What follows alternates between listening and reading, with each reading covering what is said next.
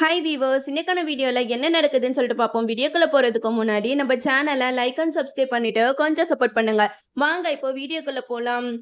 அயலி கிட்ட ரித்திகா சொல்றாங்க, அயலி நீ சொல்லாம நான் கபிலனை கல்யாணம் பண்ண மாட்டேன் அப்படின்னு சொல்லவுமே அயலி சொல்றாங்க, வேண்டாம் ரித்திகா, உனக்கு கபிலன் மாதிரி ஒரு பையன் வரவே கூடாது அப்படின்னு சொல்லும்போது அயலியோட அப்பா அயலிய கூட்டிட்டு போய் தனியா பேசுறாங்க. அயலி, நான் சொல்றது கேப்பியா கேட்க மாட்டியா? நீ ஒழுங்கா இந்த கல்யாணத்துக்கு சம்மந்தம் சொல்லு, அப்பதான் ரித்விகாவும் இந்த கல்யாணத்துக்கு ஓகே சொல்லுவா. நான் இந்த குடும்பத்துல இந்திராணியை நம்பிதான் நம்ம ரித்விகாவை இந்த வீட்டுக்கு மருமகளா அனுப்புறேன். நீ எதுக்குமே பயப்படாத, இந்திராணி ரித்விகாக்கு ஏதாவது ஒண்ணுனா அவ பாத்துப்பா அப்படின்னு சொல்லிட்டு சமாதானப்படுத்துறாங்க. அதை கேட்ட அயலி சொல்றாங்க, இல்லப்பா, அவன் காலேஜ் படிக்கும் போதே நிறைய பொண்ணுங்களோட தப்பா இருந்தவன். இப்போ ரித்திகாவை கல்யாணம் பண்ணதுக்கு அப்புறம் அவன் எப்படியெல்லாம் மாறுவான்னு சொல்லவே முடியாது. அவனோட கேரக்டர் கண்டிப்பா மாறவே மாறாது. தேவையில்லாம நம்ம ரித்விகாவோட வாழ்க்கையை கெடுக்க வேணாம்ப்பா, தயவு செஞ்சு இந்த கல்யாணத்தை நிறுத்திருங்கப்பா அப்படின்னு சொல்லிட்டு அயலி எவ்வளவோ சொல்றாங்க.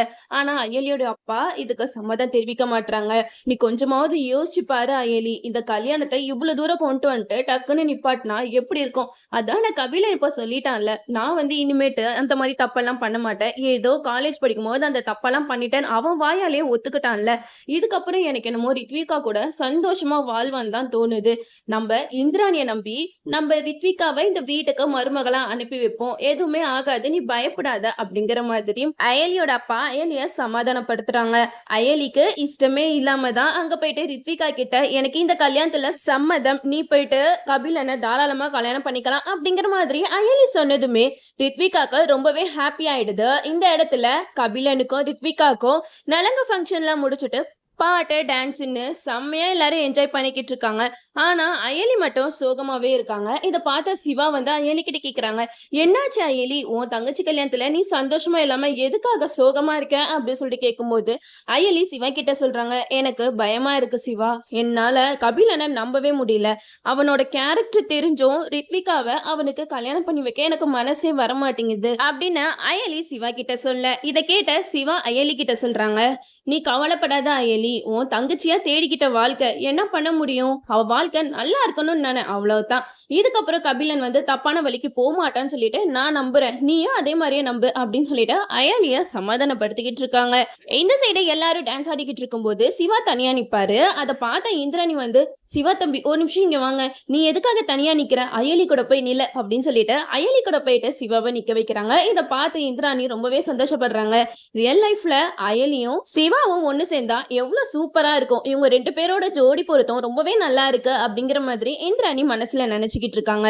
இந்த இடத்துல நம்ம சிவா பர்ஸை மிஸ் பண்ணிடுறாரு. பர்ஸை காணான்னு சொல்லிட்டு தேடிக்கிட்டு இருக்கும்போது அயலி கேக்குறாங்க, என்னாச்சு சிவா, ஏன் ஒரு மாதிரி இருக்கா அப்படின்னு சொல்லிட்டு கேட்கும்போது சிவா சொல்றாங்க, என்னோட பர்ஸை காணோம் அயலி, அதுல ஏடிஎம் கார்டு எல்லாமே இருக்கு, அது மட்டும் இல்லாம எங்க அம்மாவோட போட்டோ வேற அதுல இருக்கு, அதை எப்படியாவது தேடி கண்டுபிடிக்கணும் அப்படின்னு சொல்லிட்டு மண்டபம் ஃபுல்லா சுத்தி சுத்தி தேடிக்கிட்டே இருக்காங்க. இந்த இடத்துலதான் கபிலனோட அப்பா வராங்க. அங்க கீழே இருக்கிற பர்ஸை எடுத்து பாக்குறாங்க. அதை ஓபன் பண்ணி பார்த்தா கபிலனோட அப்பா பயங்கரமா ஷாக் ஆகி நிக்கிறாங்க. சங்கவியோட போட்டோ எப்படி சிவாவோட பர்ஸ்ல இருக்கு? அப்போ சிவாவோட அம்மா தான் சங்கவியா? அப்போ சிவா என்னோட பையன் தானா அப்படின்னு சொல்லிட்டு பயங்கரமா அந்த இடத்துல அழுகிறாரு கபிலனோட அப்பா. இந்த இடத்துல சிவா அந்த பர்ஸை தேடி அலைஞ்சுக்கிட்டு இருக்காங்க. அப்போ இங்க உட்காந்து கபிலனோட அப்பா சிவாவை பார்த்து அழுதுகிட்டு இருக்காங்க. இவ்வளவு நாள் என்னோட பையனை பக்கத்திலே வச்சுட்டு அவனை கஷ்டப்படுத்திட்டு இருந்திருக்கேன், இப்போ சங்கவி எப்படி இருக்கா என்னாண்டு இருக்கான்னு ஒண்ணுமே புரியலையே சிவா, இதை எப்படி நான் உன்கிட்ட சொல்லுவேன் அப்படிங்கிற மாதிரி அவரு நெஞ்ச பிடிச்சிட்டு அந்த இடத்துல உட்கார்ந்துட்டு இருக்காரு. அவருக்கு இந்த விஷயம் எல்லாம் தெரிஞ்சதுக்கு அப்புறம் ஹார்ட் அட்டாக் வர மாதிரி ஆயிடுச்சு. அப்போ அந்த இடத்துல இந்திராணி சித்தப்பா என்னாச்சு அப்படின்னு சொல்லிட்டு கேட்க, அது கேட்ட கபிலனோட அப்பா சொல்றாங்க, ஒன்னும் இல்லம்மா, எனக்கு கொஞ்சம் ஒரு மாதிரியா இருக்கு, கொஞ்ச நேரம் நான் ரிலாக்ஸா இந்த இடத்துல உட்கார்ந்தாலே எனக்கு உடம்பு சரியாயிடும் அப்படின்னு சொல்றாங்க. அந்த இடத்துல சிவா ஓடி வராங்க. கபிலனோட அப்பா நெஞ்சு பிடிச்சிட்டு உட்கார்ந்து இருக்கிறத பார்த்து சிவா கபிலனோட அப்பா கிட்ட கேக்குறாங்க, என்னாச்சு சார், உங்களுக்கு உடம்புக்கு எதுவும் முடியலையா, ஆம்புலன்ஸுக்கு வேணா கால் பண்ணட்டுமா அப்படின்னு சொல்லிட்டு கேட்கும்போது கபிலனோட அப்பா சொல்றாங்க, அதெல்லாம் வேண்டாம் சிவா, நான் கொஞ்ச நேரம் இப்படியே உட்கார்ந்தாலே சரியாயிடுவேன் அப்படின்னு சொல்லிட்டு சொல்லிக்கிட்டு இருக்காங்க. அப்போ சிவாவை கபிலனோட அப்பா ரொம்பவே ஃபீலிங்கா பார்த்துக்கிட்டு இருக்காரு. சிவாவுக்கும் அயலிக்கும் ஒண்ணுமே புரியல, இவர் எதுக்காக திடீர்னு சிவாவை இப்படி பார்த்துட்டு இருக்காரு அப்படின்னு சொல்லிட்டு எல்லாருமே யோசிக்கிறாங்க.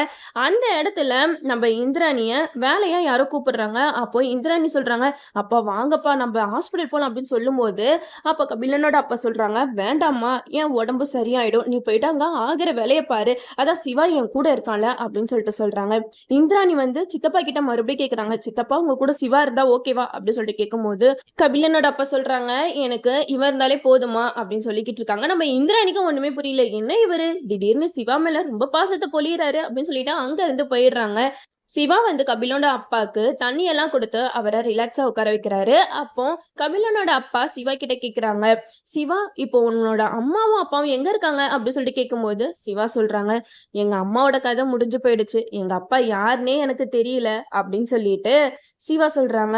அதை கேட்டதுமே கபிலனோட அப்பாக்கு இன்னும் நெஞ்சு வலி வர மாதிரி ஆயிடுச்சு. அப்போ சிவா சொல்றாங்க, நான் எங்க அப்பாவை தான் தேடிக்கிட்டு இருக்கேன், எங்க அப்பா எங்க இருக்காருன்னே தெரியல, அவரை பார்த்தா நான் ரொம்ப சந்தோஷப்படுவேன் அப்படின்னு சொன்னதை கேட்டதுமே அவர் ரொம்பவே மனசுடைஞ்சு போயிடுறாங்க. என்ன சங்கவி, நீ உயிரோடயே இல்லையா? நான் இப்படி உங்க 2 பேத்தையும் தவிக்க விட்டுட்டேனே, சந்தர்ப்ப சூழ்நிலை இப்படியெல்லாம் அமைஞ்சு போயிடுச்சுன்னு சொல்லிட்டு கபிலனோட அப்பா அழுதுகிட்டு இருக்காங்க. இத பார்த்ததுமே சிவா கேக்குறாங்க, என்னாச்சு சார், எதுக்காக இப்ப கண் கலங்குறீங்க அப்படி சொல்லிட்டு கேட்கும்போது கபிலனோட அப்பா சொல்றாங்க, இல்லப்பா உன்னோட கதையை கேட்டாலே எனக்கு ரொம்ப கஷ்டமா இருக்கு, இப்படி யாரும் இல்லாம நீ எப்படிப்பா இருக்க அப்படி சொல்லிட்டு கேட்கும்போது அப்போ சிவா சொல்றாங்க, எனக்கு அது பழகிடுச்சு சார், எங்க அப்பாவை தான் நான் தேடிட்டு இருக்கேன், அவரையும் பார்த்துட்டா எனக்கு அதுவே போதும் அப்படிங்கிற மாதிரி சொல்லிக்கிட்டு இருக்காங்க. அப்போ கபிலனோட அப்பா சொல்றாங்க, நான் தான்ப்பா உன்னோட அப்பா, ஆனா இந்த விஷயத்த உன்கிட்ட சொல்ல முடியாம நான் தவிச்சுக்கிட்டு இருக்கேனே அப்படின்னு சொல்லிக்கிட்டு இருக்கும்போது அந்த இடத்துல இந்திராணி வராங்க. அப்போ கபிலனோட அப்பா கிட்ட கேக்குறாங்க, என்ன சித்தப்பா நீங்க ஏன் சிவாவை ஒரு மாதிரியே பார்த்துக்கிட்டு இருக்கீங்க, என்னாச்சு அப்படி சொல்லிட்டு கேட்கும்போது அப்ப கபிலனோட அப்பா சொல்றாங்க, என்னன்னே தெரியலம்மா, சிவாவை பார்க்கும் போதெல்லாம் எனக்கு என் பையனை பாக்குற மாதிரியே இருக்கு அப்படின்னு சொல்லிட்டு சொல்றாங்க. இதை கேட்ட இந்திராணி சொல்றாங்க, ஆமாப்பா நீங்க சொல்றது கரெக்ட் தான், எனக்கும் என்னமோ தெரியல, சிவாவை பார்க்கும்போது என்னோட தம்பியை பார்த்தா எவ்வளவு ஹாப்பியா இருக்கும் அதே மாதிரி தான் இருக்கு, ஒருவேளை நம்மளுக்கும் சிவாவுக்கும் ஏதாவது ஒரு விதத்துல தொடர்பு இருக்குமா அப்படிங்கிற மாதிரி இந்திராணி கேக்குறாங்க. அப்போ கபிலனோட அப்பா வந்து எல்லா விஷயத்தையும் சொல்லலான்னு வராங்க. அப்போ சிவா வந்து அங்க ஒரு வேலையா போயிடுறாங்க. இந்திராணி கேக்குறாங்க, என்னாச்சு சித்தப்பா, என்கிட்ட ஏதோ ஒரு விஷயம் சொல்லணும்னு வந்தீங்களே, என்னாச்சு அப்படி சொல்லிட்டு கேட்கும்போது அப்போ கபிலனோட அப்பா, இப்போதைக்கு நம்ம யார்கிட்டயும் எதுவும் சொல்ல வேணாம் அப்படின்னு சொல்லிட்டு விட்டுடுறாங்க. ஃபர்ஸ்ட் இந்த கல்யாணம் முடியட்டும், அதுக்கப்புறம் நான் சிவா யாரு என்னங்கிற உண்மையை எல்லாரும் முன்னாடியும் நான் நிரூபிச்சு காட்டுறேன் அப்படின்னு சொல்லிட்டு கபிலனோட அப்பா மனசுல நினைச்சுக்கிட்டு இருக்காங்க. இந்திராணி சொல்றாங்க, உங்களுக்கு ஏன்பா சிவாவை பார்த்தா உங்க பையன் மாதிரி தோணுது அப்படி சொல்லிட்டு கேட்கும்போது கபிலனோட அப்பா சொல்றாங்க, அவன் கபிலனோட வயசுல இருக்கான்ல, அவன் துரு துருன்னு வேலை பாக்குறது, அவனோட கேரக்டர் எல்லாமே எனக்கு ரொம்ப பிடிச்சிருச்சுமா, சிவா என் கூட இருந்தாலே எனக்கு என்னமோ ரொம்பவே ஆறுதலா இருக்கு, அதனாலதான் நான் சிவா என் கூட இருக்கட்டும் அப்படின்னு சொல்லிட்டு உன்கிட்ட சொன்னேன் அப்படின்னு இந்திராணி கிட்ட சொல்றாங்க. இந்திராணிக்கும் மனசுல தோணுது, ஒருவேளை சிவாவுக்கும் நம்ம குடும்பத்துக்கும் ஏதாவது ஒரு தொடர்பு இருக்குமா அப்படின்ற கோணத்துலதான் நம்ம இந்திராணி யோசிக்க ஆரம்பிக்கிறாங்க. எது எப்படிதான் இருந்தாலும் இந்த கல்யாணம் முடிஞ்சதுக்கு அப்புறம் தான் கபிலனோட அப்பா சிவா யார் என்னங்கிற உண்மையை எல்லார்கிட்டயுமே சொல்லுவாரு. நம்மளும் வெயிட் பண்ணி பார்ப்போம். ஓகே வீவர்ஸ், இந்த வீடியோ உங்களுக்கு பிடிச்சிருந்தா லைக் பண்ணுங்க, மறக்காம நம்ம சேனலை சப்ஸ்கிரைப் பண்ணிருங்க.